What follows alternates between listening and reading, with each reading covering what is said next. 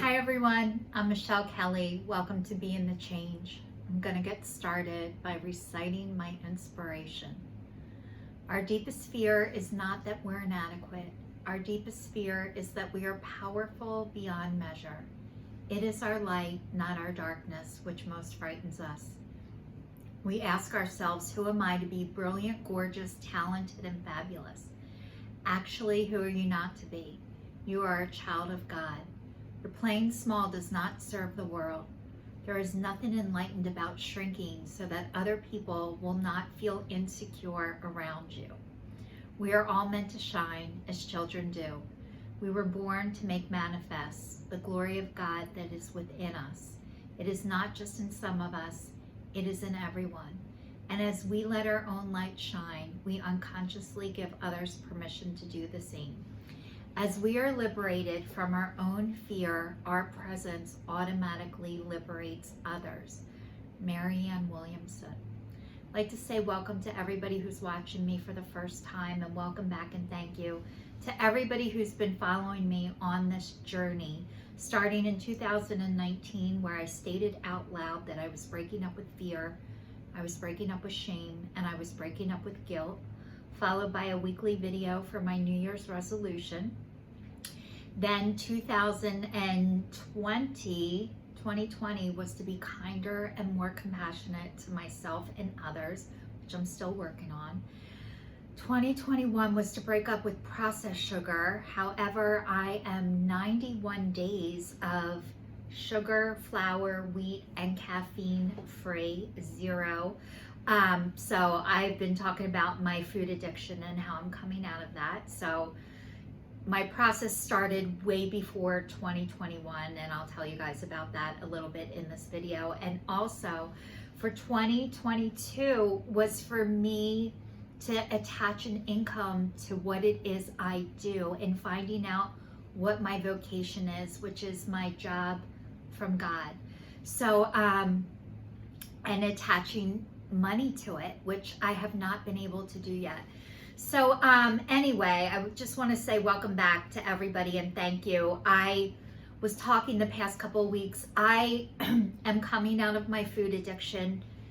Only 50 years I was in it. I am recovering from drugs and alcohol. I am a former smoker. I came out of codependency and workaholism, and now I'm trying to come out of COVID too. And I talked to you guys a couple weeks ago that I had COVID, the Omicron BA.5, and it was my first time getting COVID over the past 2.5 years since the pandemic started that I know of. And right now what I've been experiencing is it's turning into long COVID.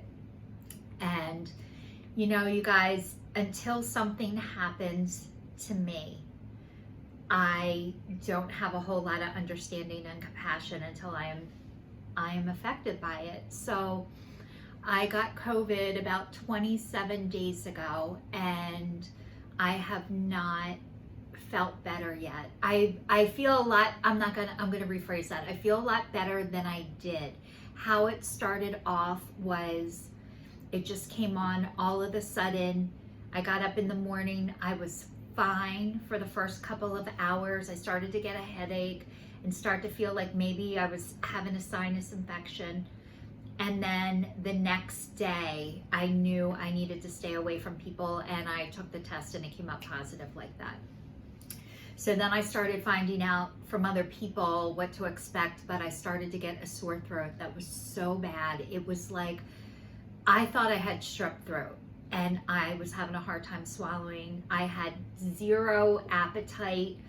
I'm on a food plan because, you know, I broke up with the sugar, flour, wheat, and caffeine. So there's certain times of the day that I'm supposed to eat, you know, and I was having a hard time doing that because I had no appetite, but I was trying to force myself. I was in bed for almost 2 weeks, and I had headaches. The headaches are what I still have. When I get up in the morning, I usually, the past couple of days, I've woken up without a headache, which is amazing. But after I've been up for about 2 hours, the headache comes on, the exhaustion comes on. I have to lay back down. I'm so tired. This week I was able to go back to my line dancing, which I forced myself to go, but I'm so happy that I did it. So I've been line dancing 3 times this week. That's part of my normal, what I try and do to keep my spirits lifted. So I was able to go to that, but this headache is so annoying, like so annoying. And Tylenol and Advil were not cutting it. I've taken over 100 Advil in the past 4 weeks, which is insane. I normally don't take it unless I get a headache, which I normally never do. Once in a while I used to, but not like this. So my doctor, I called my doctor and she suggested I have a hydrocodone, which is Tylenol with codeine. And I take that when my back is really bad. I don't take it all the time, but I take it when I have to, because my worst fear is being addicted to that. And I hate that I have to take it, but sometimes I just do because the pain is so great. So she suggested taking my hydrocodone for my headaches, and it actually is helping until it wears off.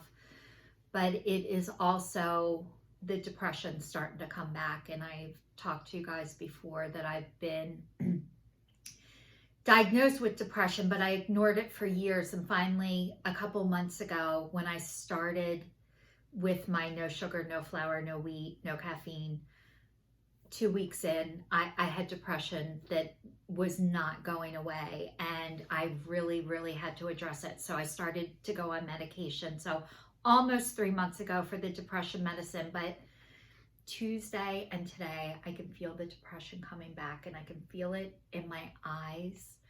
I feel like people can see it. I can feel it. And when I feel it, I feel like other people can see it. But it's just this deep sadness and grieving that I'm not better yet. And I think I should be, and I want to be. And this process of me telling you guys what it's been like for me finding my vocation, speaking up for myself, breaking up with fear, shame, and guilt.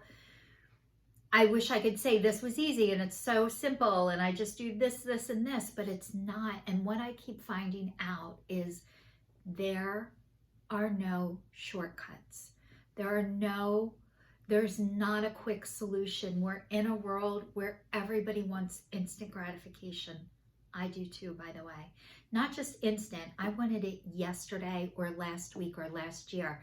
So being patient, waiting for things has been a struggle for me. And how I've learned how to deal with it is through being in 3 12-step programs.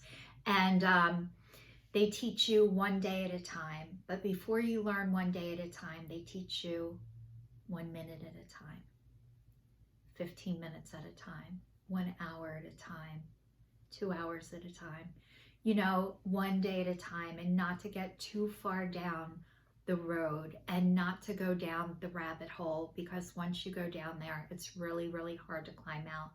So yes, it's nice to plan and prepare, not a tattoo. So a lot of times when I plan and prepare, I usually prepare for the worst case scenario, and it's never usually that bad, which is a gift. However, the one thing I want to let you guys know is I think I have long COVID, and I spoke to a woman. Because I'm in all of these 12-step programs, I am connected to people all over the world, which is, I can't even tell you. It's a miracle and a gift. So I was given the name of a woman who's in South Africa, who is the COVID angel. And I contacted her today, and she got back to me, and she deals with people with long COVID and people who are vaccine injured. So she has worked with over 10,000 COVID cases. She told me she's had COVID over 5 times. So not only is she working with it, she's had it. She said she's had every variant except for one. So I'm going to be working with her. I was thinking about it. I listened to her message. First of all, the accent is just unbelievable, but I can hear the sincerity in her voice, and I don't want to be. Oh, I'm also on amoxicillin because we thought that maybe going on an antibiotic, it would help kind of clear this out of here. So I am on amoxicillin, and I'm on like day 6 of that, I think. So anyway, I just want to feel better, and I hate being like a Debbie Downer, and no offenses to any Debbies out there. But just, I want to feel good all day, every day, because I'm trying to do the right thing all the time. And what I keep finding out is sometimes it doesn't matter if you do the right thing all day, every day. Some things just are, and they're out of our control. But what God has allowed me to do is He sends me the people that can help me on this journey. And they keep getting placed in front of me and for me as I need them. And so hopefully, if any of you out there are suffering with COVID, or suffering with depression, or suffering with living in fear like I did, and it's getting less. That's all I can tell you. Is it's not that I don't have it. The shame is universal, and the guilt, it is too. And I'm learning not to allow other people's guilt, shame, and fear affect mine, which is, it's a daily practice. So thank you so much for everyone who's watching. Please stay tuned, stay safe. This is your sign signing off, and I'll see you all next week.